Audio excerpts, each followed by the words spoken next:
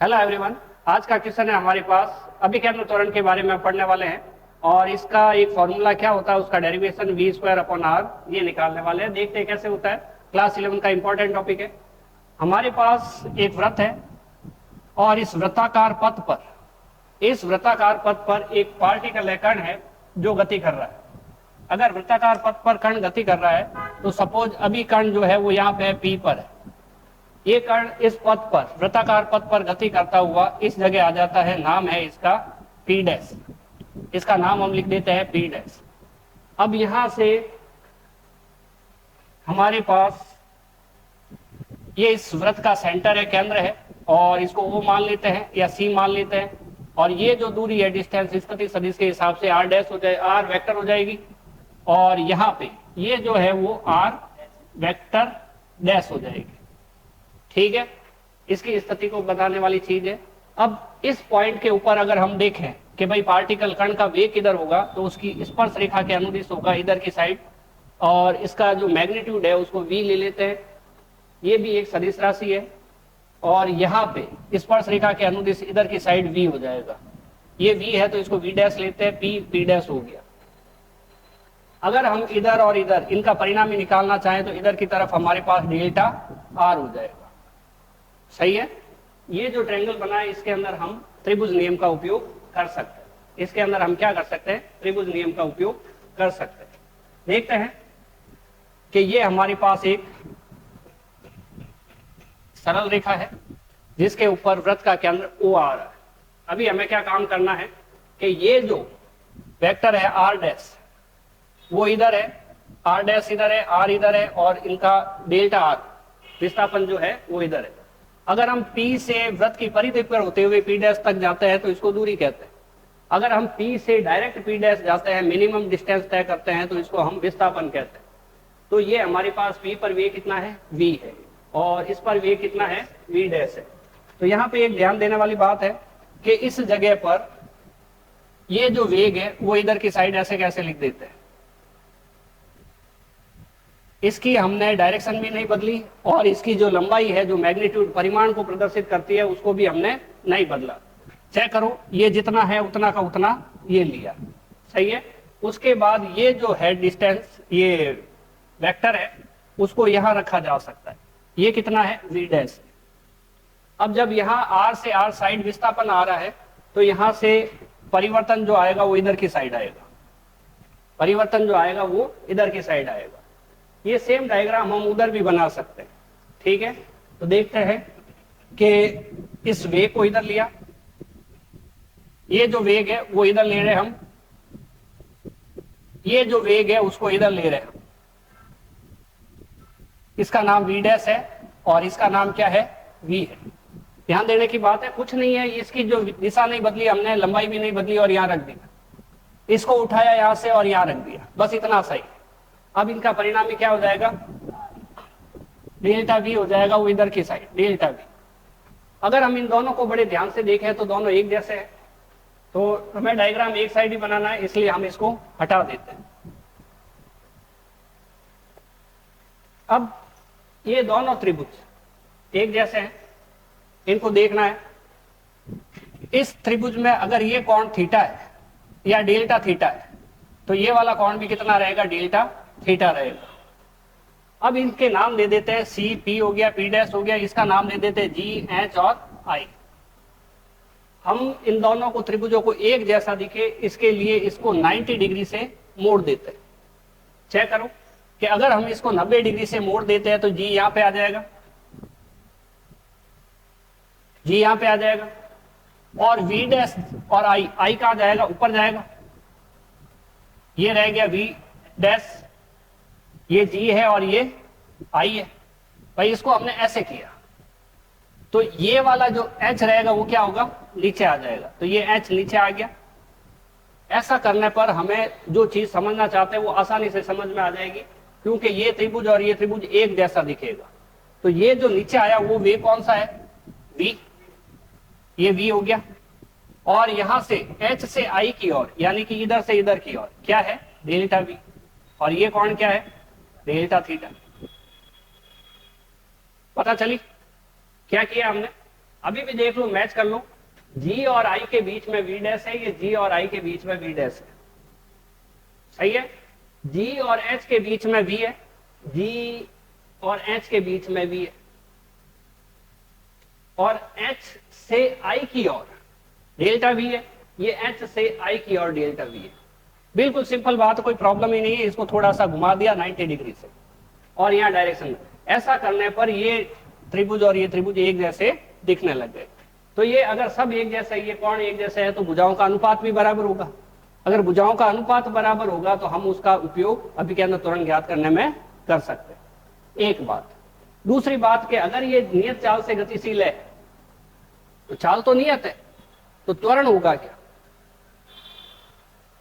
भाई त्वरण के लिए क्या होता है, वेग में परिवर्तन की दर को हम क्या कहते हैं? त्वरण। ए बराबर d v by d t, या हम लिख सकते हैं delta v upon delta t, औसत त्वरण निकालना है तो।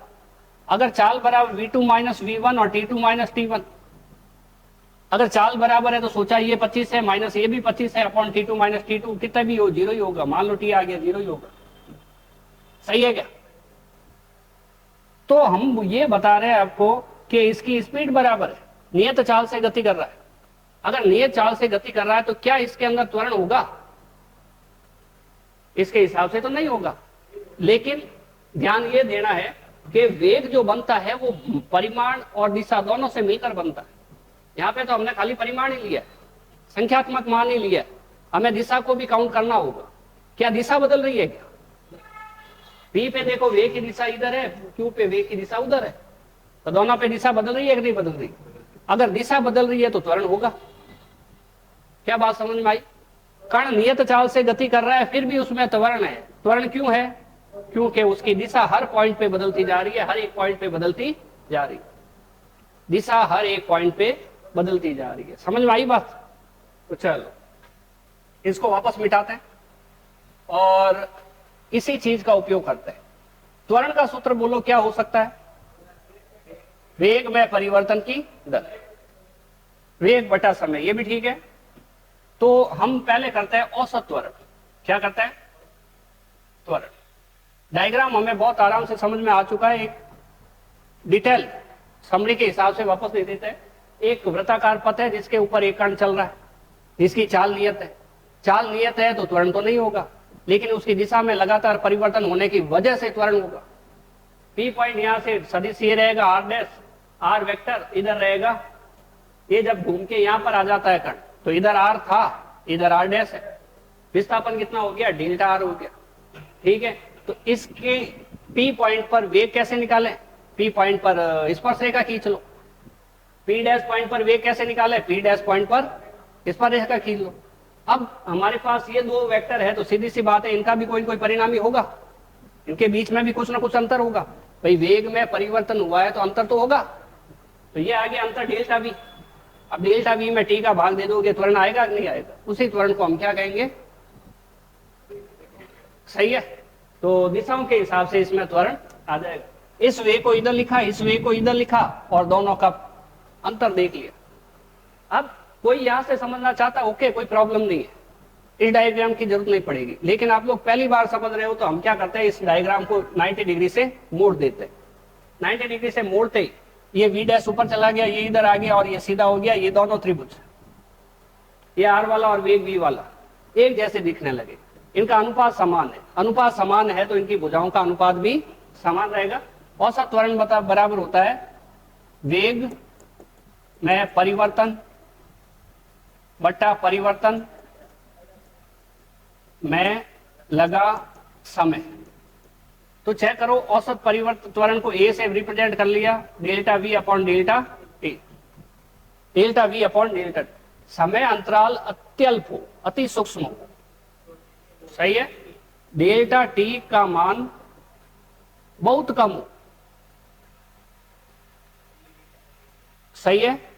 तो जब अत्यल्प हो, अति सूक्ष्म हो, अति न्यून हो, ऐसे शब्दों का उपयोग किया जाए तो हम तात्क्षणिक त्वरण काम में लेते हैं। ये तात्क्षणिक त्वरण है, ये एवरेज है, एवरेज एक्सेलरेशन, तो इसको कहते हैं तात्क्षणिक त्वरण। तो यहां पे लिखेंगे हम delta v upon delta T और साथ में लगाएंगे हम लिमिट साथ में क्या लगाएंगे, लिमिट लगाएंगे, limit delta t tends to 0, मतलब डेल्टा का टी का जो मान है, यानी कि समय का अंतर है, समय का अंतर इतना छोटा है कि आप लोग इसको लगभग 0 के बराबर ले सकते हो। हम बोले 1 सेकंड तो हम कहेंगे ये ज्यादा है, इससे और भी छोटा ले लो। हम बोले आधा सेकंड तो आप कहोगे कि आधा सेकंड भी ज्यादा है, आप इससे और छोटा ले लो। हम बोले 0.2 सेकंड, आप कहोगे नहीं 0.2 सेकंड ज्यादा है, इससे और भी छोटा लो। मतलब डेल्टा टी का मान इतना छोटा लेना है कि वो नगण्य बन जाए, अत्यल्प हो, जितना कम ले सकते हैं उतना कम ले। तो डेल्टा टी का मान क्या रहेगा, बहुत कम रहेगा। बहुत कम रहेगा तो जो त्वरण आएगा वो एट ए पर्टिकुलर टाइम आएगा, और जब ऐसा होगा तो ये delta v upon delta T. ठीक है, इस delta v upon delta T को हम क्या लिख सकते हैं, तात्क्षणिक त्वरण। तो टी लिख दिया यहाँ पे, ये सेंट्रीपिटल फोर्स है, सी लिख देंगे। अभी हम इसको समीकरण नंबर 1 दे देंगे, त्रिभुज। अब यहाँ बड़े ध्यान से देखना, जो आप लोगों को 1 सेकंड में बात समझ में आ जाएगी। ये क्या है, जी एच आई, वह त्रिभुज C P P dash P dash. अब ये एक जैसा है तो इनकी भुजाओं का अनुपात भी क्या है, बराबर है। चेक करो कि अगर हम इधर डेल्टा वी लिखते हैं तो इधर क्या लिखना पड़ेगा, डेल्टा वी के साथ उस त्रिभुज में क्या है, डेल्टा आर है।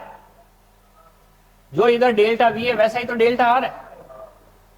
और अगर हम नीचे वी लिखना चाहें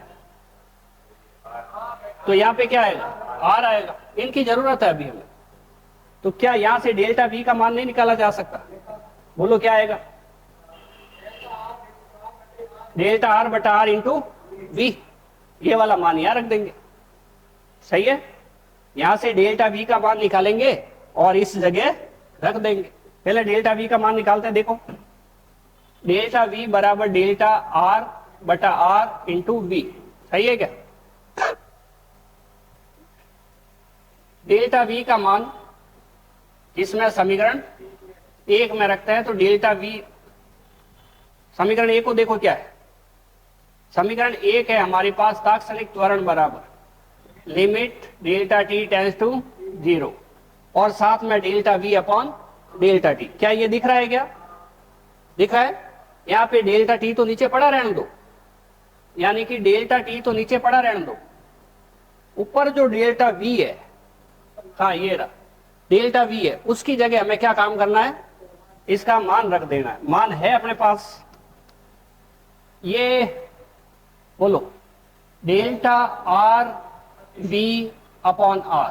क्या ये ठीक है, वी अपॉन आर को बाहर ले लो और ये आ गया limit delta t tends to 0 और वी अपॉन आर। सही है, नहीं ये गड़बड़ लिखा है, नहीं गड़बड़ लिखा है। ये जो है डेल्टा आर बटा delta t, v upon r तो बाहर आ गया। ठीक है, तो अगर ये चीज हो गई है तो ये विस्थापन बटा समय है, और विस्थापन बटा समय किसका फॉर्मूला होता है, ये वी अपॉन आर तो देखो है ये किसका फॉर्मूला, वेग का होता है। तो यहां पे वेग लिख दो, क्योंकि limit delta t tends to 0 delta r upon delta t, ये होता है विस्थापन बटा समय, तो ये वेग का फॉर्मूला होता है। औसत वेग या तात्क्षणिक वेग, तात्क्षणिक वेग, क्योंकि जब भी लिमिट लगी होती है तो तात्क्षणिक ही आता है, और जब लिमिट नहीं लगी होती है, डेल्टा लगा होता है, तो औसत है। औसत त्वरण में ध्यान दो, डेल्टा वी। सही है, तो ये फॉर्मूला फाइनली क्या बन जाएगा, AT equal to v square upon r. इस वी स्क्वायर अपॉन आर को अभी केंद्र त्वरण कहते हैं। हम इसको लिखते हैं अतः अभी केंद्र त्वरण, केंद्र त्वरण किसी भी टाइम पे पार्टिकल कहीं पे भी हो, एक फिक्स टाइम पीरियड पे उसकी जो डायरेक्शन होगी वो केंद्र की साइड होगी, और इसको हम सी कहते हैं। हम AT नहीं लिख के क्या लिख देते हैं, AC लिख देते हैं। नाम है इसका सेंट्रीपिटल फोर्स। इसकी डायरेक्शन किधर की साइड होगी, हमेशा सेंटर की साइड होगी। ये किधर रहा है, देखो ये तीर का निशान किधर, सेंटर की साइड है, तो ये क्या रह रहा है, सेंट्रीपिटल फोर्स ये हो जाएगा v स्क्वायर अपॉन r। अभी केंद्र त्वरण की दिशा, केंद्र त्वरण की दिशा बोलो किधर होगी, सदैव केंद्र की ओर होती है और होती है। अगर आपके पास कोई चीज आती है, बोले कि अभी केंद्र बल ज्ञात करो, सही है, क्या ज्ञात करो, अभी केंद्र बल ज्ञात करो, बोलो अभी केंद्र बल के लिए हम क्या करें, बल बराबर द्रव्यमान इंटू त्वरण, त्वरण पड़ा है, द्रव्यमान होता ही है, वस्तु है तो द्रव्यमान हो गई, तो बल, अभी केंद्र बल की बात कर रहे हैं, द्रव्यमान इंटू त्वरण, तो अभी केंद्र बल, अभी केंद्र बल बराबर द्रव्यमान इंटू अभी केंद्र त्वरण, सही है, सही है। तो अभी केंद्र बल को हम इधर लिख देते हैं, F इक्वल टू द्रव्यमान m होता है और ये क्या होता है v स्क्वायर अपॉन r होता है, जो कई बार हमने यूज में लिया हुआ है।